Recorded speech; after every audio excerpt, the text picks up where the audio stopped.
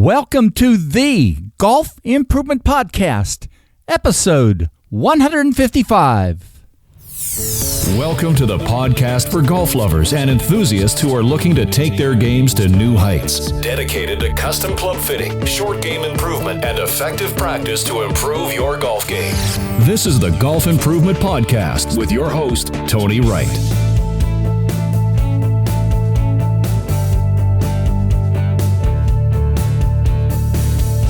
Hello, this is Tony Wright from Game Improvement Golf in Oak Ridge, Tennessee with the Golf Improvement Podcast, dedicated to sharing useful information on true custom club fitting, short game improvement, and effective practice techniques. I create exceptional golf clubs. You shoot lower scores.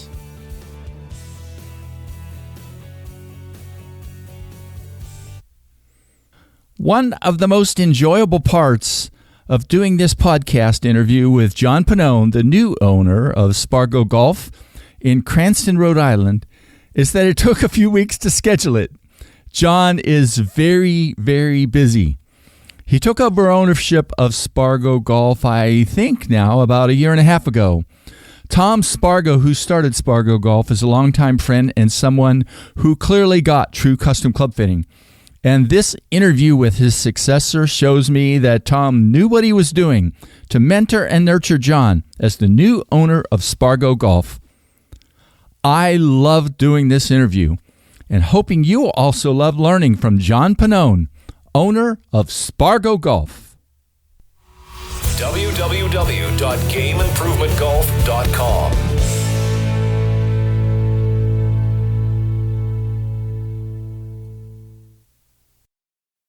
Hello, this is Tony Wright, and welcome to episode 155 of the Golf Improvement Podcast.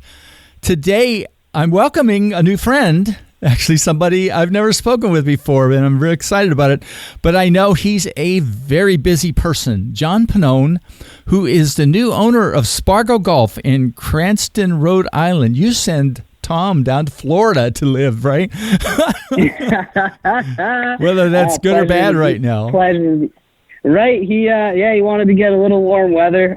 Thank you so much for having me here. I'm excited to chat and get to know each other a bit more.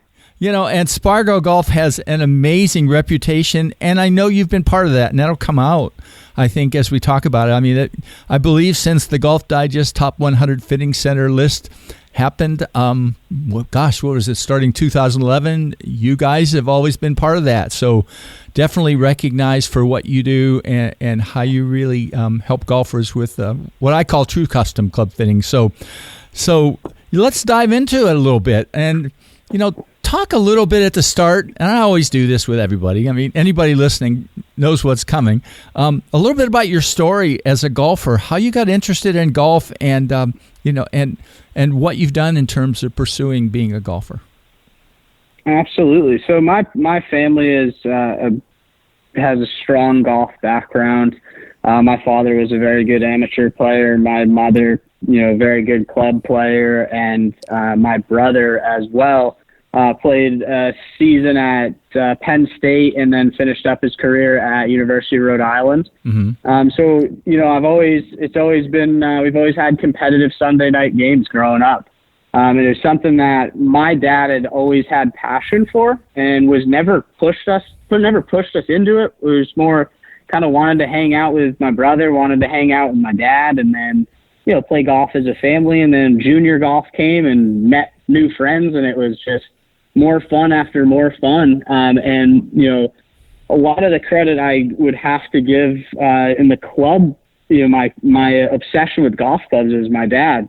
He wasn't a big tinkerer, but he loved to try different products. So, my basement was filled with a lot of different products. We had a ton of persimmon woods growing up. So I still have one of his old persimmon woods that I still carry around and have fun with from time to time.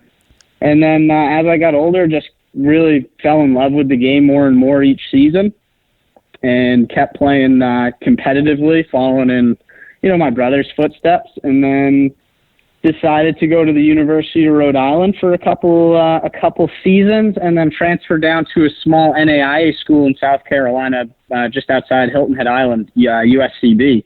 Okay. And that's where I'd say I got a master's degree in golf. My assistant coach, who was my roommate, was a Mitchell master club builder and turned our garage into a complete workshop where I learned how to kind of MOI and frequency clubs and the importance of that, and pulling apart clubs and just trying different things out and learning how to build. And, Tom and I Spargo and I have always known each other, even from my URI days. He was the club guy for the team. So I was always interested in what he did. And he, whenever I came home, I was always fortunate enough that, he always welcomed me in the shop and showed me what he did and taught me things here and there.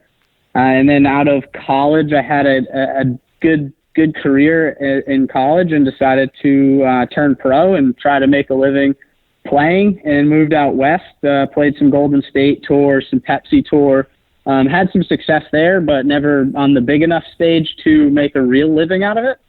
So Tom, at the time, every time I'd come home, he'd tinker with my clubs, and we'd dial everything in before I hit the road again. So when I was around 26, 27, I always get the years confused, he offered me an opportunity to come back home and kind of really learn the trade of club fitting and club building, and still able to play professionally and still play the New England State Opens representing the shop, and use it kind of as a marketing tool. So the moment I came back for a winter, and I sat in the fitting room in the studio and just sat there and took notes. And we finished up. We'd go to lunch after the fittings, and I'd just ask him question after question, why he fit him here, why I didn't do this with this ball flight, why I didn't do this.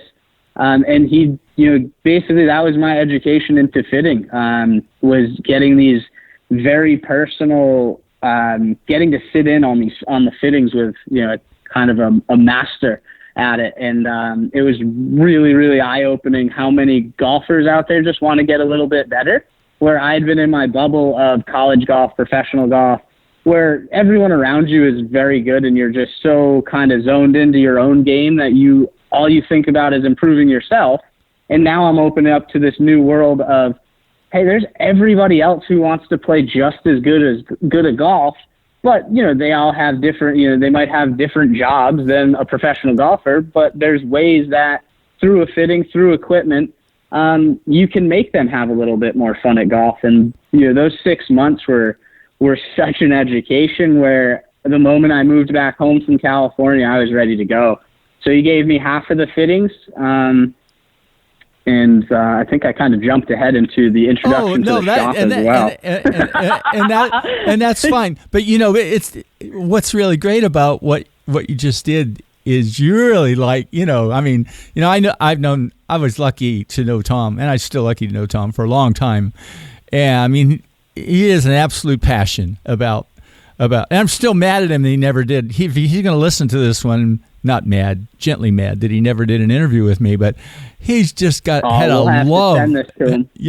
love of custom fitting and helping golfers, and and at the same time creating a great business, and so you sound like you're in a way in the mold. I guess maybe he sort of saw you and knew you were maybe the guy at some point, right? To take over. It kind of worked out that way. Not thinking that much. I don't think that like that. It was more just a job at first, where he might have, that might have been his end goal, but I just wanted to learn, and like you just nailed it. Being around somebody with that much passion and already having that much passion for the game. Since I can't remember not having golf in my life. I've been very fortunate to be introduced to the game very, very young. I can remember, older masters before Tiger, and then when Tiger hit, it was just like, whoa, this game's really cool. But Tom's passion was on such a different level. The only person I'd ever seen that in, that I got to spend so much time with, was my coach, Shane LeBaron, who's still my golf coach. I happened to get lucky and he was our interim college golf coach my first year down at South Carolina Buford. And we developed into, we've been very close friends for the last 12 years now. He's still my swing coach, but that type of passion for helping golfers was something I found so unique, especially being in the college scheme and then the professional scheme. Again, there's a little bit of self-absorption because you kind of have to be to get to the level that we all want to get to as players. But then it was nice to be able to learn how to turn the switch off and be all about trying to help a player get a little bit better. So, I actually don't know when sort of the switch, if you call it a switch, got turned when you became the owner and there you go. Talk a little bit about, how that kind of transitioned and, what your thinking process was there. I mean, was it like, oh yeah, this is obvious, I want to do this, or was it, or maybe some mix of that? No, there was a mix of it. It started November 2018, so this November will be the second year. But it came about that summer, and it was a really interesting summer. I had started to play some of my better golf. I was really enjoying the fitting. I was getting better at it and having a lot more fun with it. And, Tom and I were having a lot of good conversations about, different intricacies of the fits. And then he was starting to show me more builds. So that became a new level of, that next level of build. And then that summer, he kind of propositioned me that was what he was thinking. He wanted me to take over, and, something that he had been thinking about and thought I was ready for it. So there was a lot of conversations with my now wife at the time, my brother, my dad, the whole crew, this was a big step. It wasn't something that I was going to take lightly. And if I went in, I was going all in. So it was, once I'd kind of flipped the switch of, I thought about it as big picture of how much fun it was going to be to hold the Spargo brand and where I could bring that next level, because Tom had already built this brand to such an amazing level. We have an unbelievable client list, return clients that are just, we couldn't do it without them. But it was, where could I bring it to another level of all of the connections I have throughout mini tour golf and connections through the players that I know now across the country through the last 6 years that I spent playing mini tour. 5 years playing mini tour golf. So once that switch flipped, it was like, game on. I'm ready to go. Let's do it. And it was, I couldn't be more thankful for Tom for everything he taught me and giving me the opportunity to keep the brand going like he built up, and trying to just do him proud. And Tom has already he said it in sort of a joking way, but, in a way, Spargo is Rhode Island golf, right? But I think that's just a great way, because he just connected with everybody in your area to make sure, understood what was possible, and then created a quality product, right? Absolutely. The fit itself was the experience itself. It wasn't just the product that we sold out of the fit. It was the whole package with him. It was how he talked with somebody. It was how he treated people. It was, if a player was struggling, he knew what to say to just get him to hit it a little bit more solid and just be a touch more comfortable. Because let's be honest, it's nerve-wracking if you've never done something like this and you have somebody standing behind you watching you and, not judging you in a bad way, but we're paying attention to everything they're doing. And for some players, that can be overwhelming. And I was so blown away at Tom's touch of how he handled people. Yeah, and I've experienced that sometimes too with people that I know are, have really kind of big deal jobs, right? And way bigger, I would say, than what I do now. I'm retired from an engineering job, but they'd get nervous as as somebody standing there and hitting balls and worry about how it looked and all that kind of stuff. Understand? Yeah, was that perfect? Was that okay? Am I doing enough? Am I hitting the ball good enough?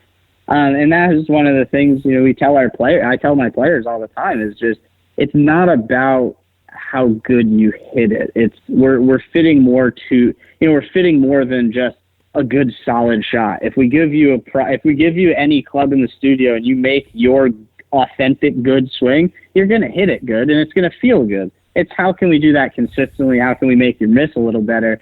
But, handling a player's emotions, you have to be able to do it as a fitter. And, that was a big learning curve for me, because as a player, I knew that. I knew how to handle my own emotions. I learned through trial and error and through a lot of failure of what works for me and how to handle those expectations of walking, of traveling across the country and trying to win tournaments on a 2-month long stretch and then missing every single cut, just because golf's really hard. So when you get a player who walks into the studio, it helps when I have, in whether this goes back to where Tom saw this, I have an experience that most players don't have, where I can tell that story and make them feel at ease that, hey, golf's really hard. Let's just have some fun. Let's hit a bunch of clubs that you never get to hit anywhere else, and let's see if we can get you any better. We're not gonna sell you a golf club that we didn't make you drastically better. You don't have to worry about that, and just turn off your phone for 2 hours and let's have some fun. Yeah. Well, now that you've kind of been in this for a while, and you probably talked a little bit about this already, some of the mental side, but what do you see as your greatest strengths in terms of the fitting side, but also, the building side? Because I don't think, at least personally, I don't think you divorce that if you're going to really be good at creating a great fit for people. Yeah, they have to go hand in hand, and that was Tom's big thing. And he told me right off of the bat, he said, the moment I start learning how to build, that will become a really fun part, just because you get to see the end product of it. But the thing that I always thought when I came into the shop that I brought was a golf experience, and I was kind of mentioning Shane LeBaron again, a knowledge of a ball flight. I was so fortunate. He taught me how to fix myself with understanding, why ball flight happens, from different swing paths, different face angles, and be able to fix myself on the road so I didn't have to use him as a crutch. So walking into the studio, being able to watch a player hit a certain ball flight, I understood where the swing mechanics were right away. And then with the knowledge that Tom passed down to me, I could match now the right length, the right lie angle, the right profile, the right weight, in understanding these little tricks of club fitting and club building. Tom waited about 6 months to give me a little cheat sheet on ball flight and weight, because he wanted me to learn it the right way. And then I could refer to, if I was really in a bind with a customer, I could refer to this little cheat sheet that he had made up, and just based off of weight and ball flight. So it's those little things that he passed along, mixed with my experience as a player. I think being a player, I try to look at all the players that walk through, as players and not customers, and we're trying to fit you to the golf course. And how would I feel if I was standing on the mat, hitting down range? And what would I want to be feeling while getting fit? So I try to, whatever level the player is at, we try to give them the experience that you'd get one-on-one with a tour fitter. We want you to be able to try a bunch of different clubs, and having the experience of being able to tell stories of the golf courses that I've played, some of the players that I've gotten to play with. It brings a different personal level to the fit. Well, when somebody, really new to your place kind of walks in, what are some of their typical misconceptions about club fitting? What do they think is going to happen? What are they wrong about in terms of what's going to happen? And what do you see as the biggest benefits of really correct or true custom fitting? So I'd say probably number one that I hear is players don't think they're good enough to get fit. They don't think they're consistent enough. Where I just don't think that's really true. Players have they have their swing DNA. They make their little move that causes certain ball flights. So we can fit to that tendency. And then I'd say the other biggest one, and I blame a lot of the OEM companies, is distance. They're going to get this magical distance out of fittings where, I personally don't think distance and irons, and it shouldn't be a conversation if we're not hitting the ball solid, because that's number one. We have to be able to hit the ball solid, and then from there you've got to push the pedal faster to make it go further. So I think some companies are doing a disservice by de-lofting irons and causing this false sense of distance. Where the fit is more about getting the proper equipment to your body type and getting the most out of your golf swing, not this magical 20 yards that, is talked about so much. Yeah. Those are really the two that I hear. I hear the most is, I'm just looking to get 20 yards, 15, 20 yards. Dead straight. It's like, yeah, I'd love that. That would be amazing. Yeah, we all want that, right? Right. I would have made that club and closed the door and been on tour, man. Yeah. I have come to a bigger appreciation for just working as hard as possible to get to hit the ball in the center of the club with the sort of the best, the most reduced difference between face and path as the biggest goals. And if you can do that, you're pretty far along with almost anybody. But boy, if you can get them hit it somewhere close to the center, that's going to be a big deal for just about every golfer. And they're going to have such a fun time because they're going to feel and see shots. You see when you see a player hit one dead center, and now all of a sudden that flight just goes to a new level that they've never seen, and they turn around just so pumped. I think that's what Tom loved about the industry so much, is that instant gratification that a player just hit a ball that like they've never hit it before. Well, talk a little bit about, maybe just for a few minutes with each one. There are no typical driver fittings or iron fittings, but a little bit about when somebody comes to see you, what do those kinds of fittings look like with you?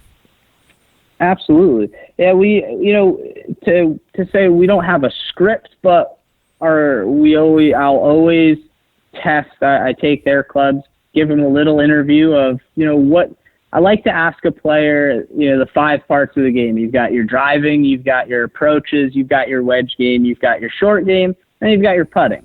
And then I like to say, hey, where do you rank your driving? Say they're in a driver fitting. Where do you rank your driver around in that, that five pillar category? So we get an idea of where their confidence level's at. So right off of the bat, they're going to tell me, and they're going to expose to me that, hey, yeah, I don't really feel confident with this driver. If we can get a couple more balls in play, I am going to be thrilled. If it's an A, then yeah, we're gonna nitpick and we're gonna look for that little bit of improvement.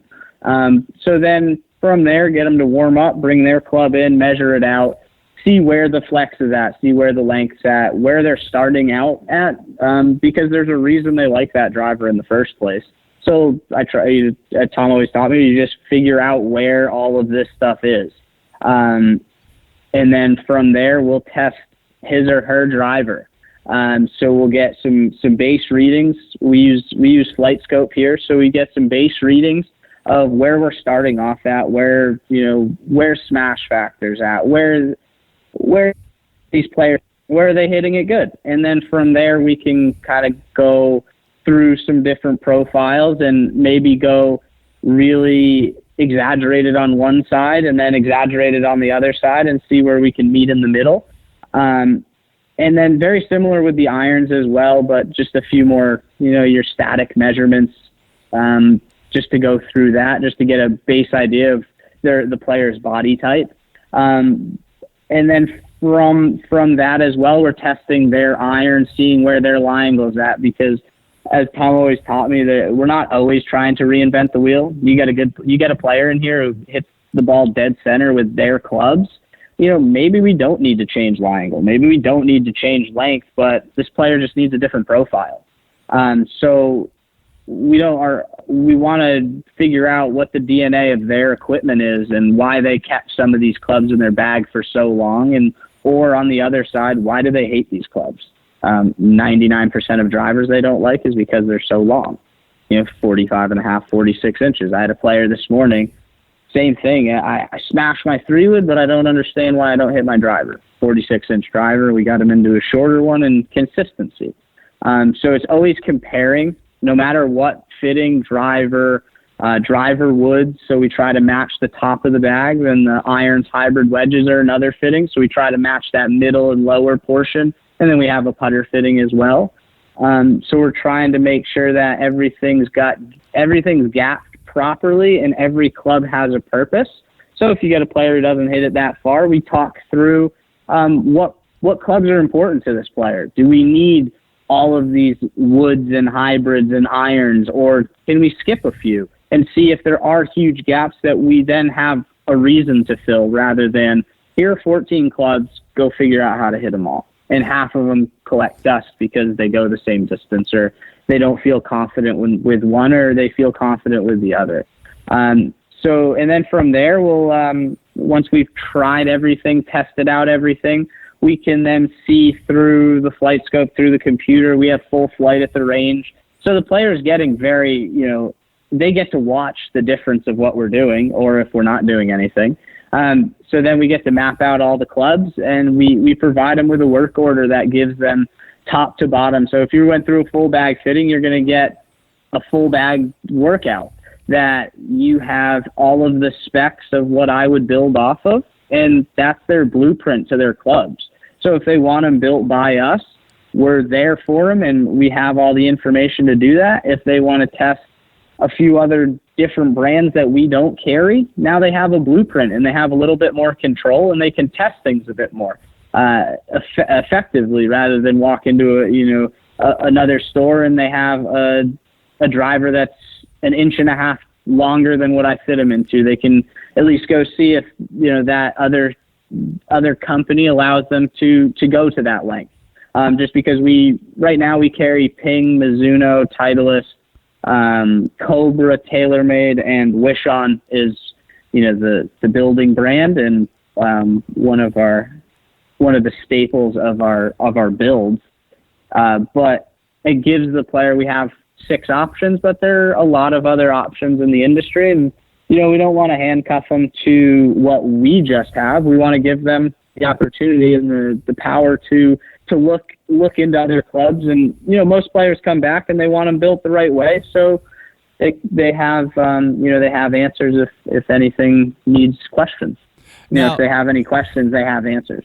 Now, I don't know why this sort of popped into my head, though, but I'm curious, this very day, when DeChambeau wins a tournament, does somebody walk in the door to you and get interested in single length? And I don't mean that in a negative way, okay, because I think there are a lot of people. No. But because I've had some fantastic results with some people that are playing single length. But is that sort of a driver for that when he has a great result? That's an awesome question, because we had 4 fittings today. I had 3 of them ask about it. Huh. Yeah. We actually tried our we do the Sterling. We have the Sterling single length built out, and we also do Adele single length. So I put one together and had him hit a couple of the 4-iron and the 6 and the 8, and because he was just curious. This guy Bryson's turning the needle, and it's really fun to watch. I mean, you can argue and debate about the distance, but he owns what he's doing. Everything has a purpose, and you can't really argue with the results. Oh, he's had a run like not many people. Yeah, it really is, and he has a reason And, most people don't know, too, that I'm pretty sure just about every shaft in his clubs are pretty much designed by him or connected with LA Golf. I mean, they're very unique tools that he has. Yeah, that's what I like about him. I have friends who ask about what I think about him, and as a club builder and a fitter, it's fantastic what he's doing. Yeah, he's showing everybody how important this equipment is. Yeah, it's not just buying something off the rack and hoping it works. I mean, the amount of time he's putting into his equipment is amazing. And yeah, I understand he's a PGA Tour player who has a lot of time to do that, and that's his job. But it's not. It just shows that if you're going to buy a set of clubs, go find out what you need, and then make the right choice. But yeah, the single length I had a player Friday, so we were closed for the 4th, but Friday had a player call about it because, Bryson, it's not just this week, it's the last 5 weeks he's been playing really well. But yeah, he moves the needle for single length. It's very impressive. And you and I both know we're waiting on the new Washan design for single length too, which is a little tweak of the, it's gotten caught in all this COVID stuff, but I'm definitely looking forward to that. I'm excited for it, right? It's going to be, we did well with the Sterling, and I'm excited for the new design because we do so well with the 771 as well. That's, going back to, it's just such a good club. Yeah. Because it's got loft. It gets players up in the air. Most important thing. Yep, that's for sure. Well, now that you've kind of been in, I've got two kind of, now that you've been in this a bit, questions. One, and the other one I just thought of, but share a couple of the fittings that you've done maybe over the last year or so that just really just been delightful for you and for the golfers. Oh, yeah. So I had a really, really strong kid. He's probably like 27, 28. And very athletic player. And he just couldn't get his clubs to work for him. And we go through I knew him through a friend. So we got him into the fitting finally. We'd played golf a few times. We finally got it in, and he was around a 6 or 7 handicap. And getting him from where the profile he was at was just like 100-gram regular flex, and this kid was swinging a 7-iron like 95 miles an hour. Strong kid. And we got him into a profile, and he just, the amount of fun he had hitting shots, I can't even count the amount of times he turned around and he was like, I've never hit a shot like that. I've never seen that. And then the other really rewarding one, because this gentleman is like my inspiration. He was 82 years old, came in, still played in a league on a Tuesday, and he just wanted to hit his driver a touch higher. Really loved the game of golf, slow swing speed, had, a higher lofted club, but it really showed me that the passion for the game just never stops. You can always try to get better. You can always try to improve and have more fun at this game. And we were able to work together and got him into a club that got him way higher in the air. And the smile on this man's face was so big. And to see that at 33 years old, last year. So at 32 years old, it's like, wow, there's still so much more to learn. There's still so much more passion to be had in this game. And he emailed me, his son emailed me probably a month ago, and he's still having some of the most fun he's ever had in golf because, he hit his driver a little bit higher and was able to regain a little bit more confidence off of the tee.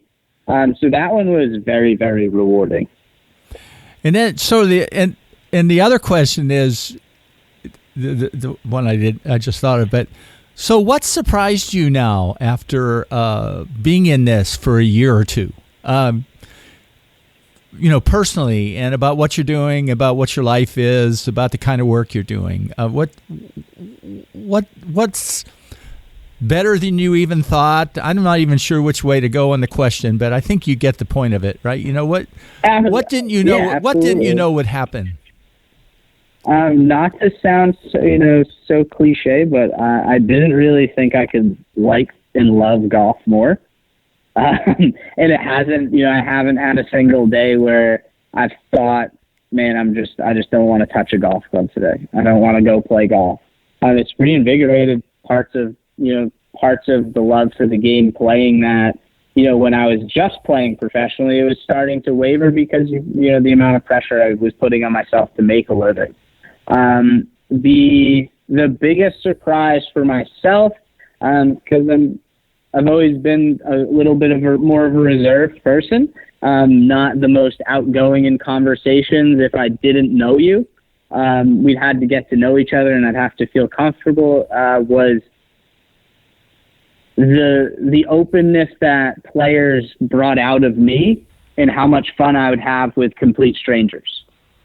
Getting to know all these people and now hearing all of the good stories of, how much fun they've had and getting to, now 6 years I've been doing it, about 4.5 as the lead fitter, having customers come back and still having them so jacked up to play golf and having just the little bit to do with that. And they give you so much credit for it was such a warming feeling. I never really expected the game would give back that much, and being able to give back a little bit through fittings and through building and helping players get better, and helping players who just have lost their fastball a little bit, and having them go from I want to quit to I can't wait to play golf again. That's the most rewarding thing, because at the end of the day, that's why we all do this, because we love the game. I had a guy early on in January who was going to take his daughter to Maui, and he was about to throw. If there was one guy that I would think that was in that same realm, but your conversations made me think about it. And, she was going to get her PhD, right? And he's going to take her to Maui, and they were going to play golf 6 days. But he just was throwing up his hands, and he had such a ball with her after, the clubs that we did, and pretty much with Sean's and some alpha heads and things like that, a range of clubs. But he just got some of his love back. There's nothing better than that. There's nothing better than that. It really is. It's such a fun feeling to be a part of it and to watch somebody have that much fun. It gets me jacked up as a player to go out and play, to go out and just have more fun, not be so serious on the course, and enjoy hitting a good shot, because these players they're so pumped to just hit one solid or hit a fairway. They're so excited. Or if they can hit double the number of good shots, maybe they're not hitting all good shots, but increase the number, right? Yeah. Yeah, and I mean, how cool is this? The new Gin app. My 11 o'clock fitting came in, and he was a driver fitting, and we were going through the interview, and he brought out his little Gin app, and said, "Yeah, I hit 36% of my fairways." Like, all right, we need to get that number higher. Yeah. But amazing. To be able to have a number, and granted, this player took pride in his rounds and kept his stats. But for a player like that, now you can see, all right, there's a glaring problem with your golf game. You only hit 36% of your fairways. Never, including par threes, you barely have enough opportunities off the fairway to hit greens.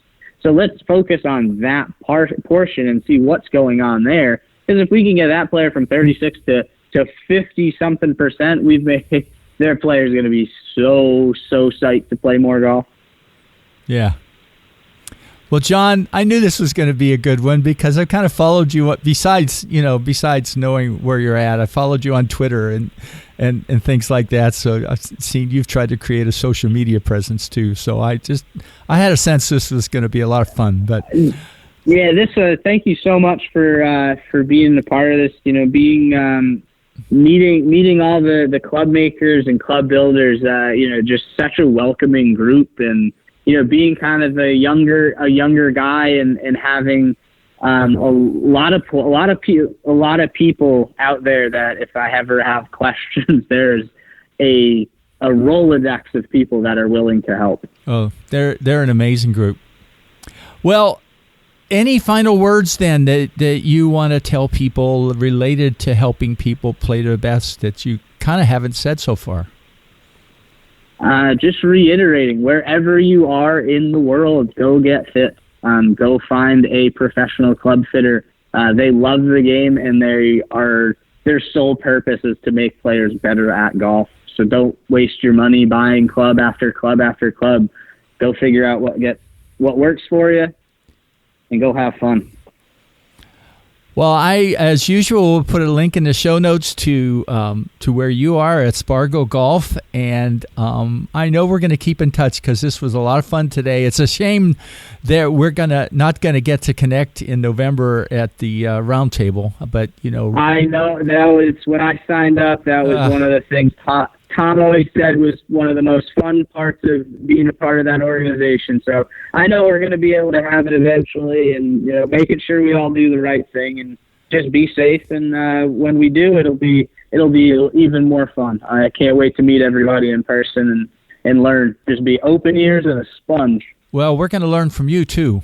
I'm sure we are, and it's going to be great. Well, hang in a minute after I push the stop button, but thanks again for your time today and for sharing so much. Tony, my pleasure, and I can't thank you enough for having me on. The Golf Improvement Podcast is sponsored by Tony Wright and Game Improvement Golf. Tony creates exceptional golf clubs. You shoot lower scores. Thanks, John. I know listeners loved hearing your enthusiasm for what you do and how you blend the technical and personal sides of custom fitting to create many happy golfers. I put a link in the show notes to where you can find more about Spargo Golf in Cranston, Rhode Island. My shout out today has to be for Tom Spargo. I always remember him talking about driving from Rhode Island to Columbus, Georgia. I think it's at least 12 hours, maybe more than that, to attend the AGCP roundtables in the fall. And he made many great contributions to these events. Happy retirement, Tom. Well earned and well deserved. And thank you for giving golfers John Pannone. Well, that's it for today. My next interview's in the works, and it will be live right before I turn 71 years old. I'm grateful to all of you listeners who let me know you enjoy the Golf Improvement Podcast. See you in 2 weeks. Stay safe.